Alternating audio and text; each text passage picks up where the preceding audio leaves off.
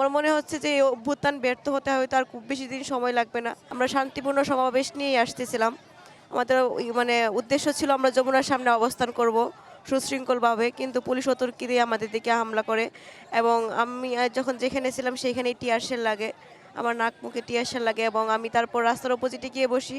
সেখানে দুজন মহিলা পুলিশ আমাকে সেখান থেকে টেনে হিঁচড়ে নিয়ে যাওয়ার চেষ্টা করে। তারা আমার গায়ে হাত তুলে, তারপর আমার ভাইয়েরা সেখানে এসে আমাকে রক্ষা করে। এই যদি হয় আমাদের অন্তর্বর্তীকালীন সরকারের ব্যবস্থা, তাহলে আমরা যে জুলাই অভ্যুত্থান করেছিলাম সেই অভ্যুত্থানের আসলে এখন কোনো কিছুই আর বাকি নেই। আমার মনে হচ্ছে যে এই অভ্যুত্থান ব্যর্থ হতে হয়তো আর খুব বেশি দিন সময় লাগবে না।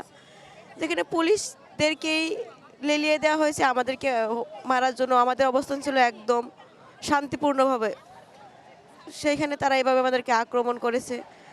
আমরা আমাদের অধিকার আদায় না হওয়া পর্যন্ত যমুনাতেই আছি। আমি যতক্ষণ পর্যন্ত আমার নিঃশ্বাস চলবে ততক্ষণ পর্যন্ত আমি এইখানেই অবস্থান করব এবং আমাদের আবাসন ভাতা এবং আমাদের যে বাজেট সেগুলো অনুমোদন না হওয়া পর্যন্ত এইখানেই থাকবো যমুনার সামনে। দেখি প্রধান উপদেষ্টা আমাদের যে ডক্টর ইউনূস, উনি তো নিজে একজন শিক্ষাবিদ, অর্থনীতিবিদ, দেখি আসলে উনি আমাদের কিভাবে আমাদের এটাকে গ্রহণ করে, অ্যাকসেপ্ট করে। ওনার প্রতি দায়বদ্ধতা তো ওনার আছেই যে আমাদের দিকে যে আক্রমণ করা হলো, ওনারা কেন আমাদের কিভাবে আক্রমণ করলো।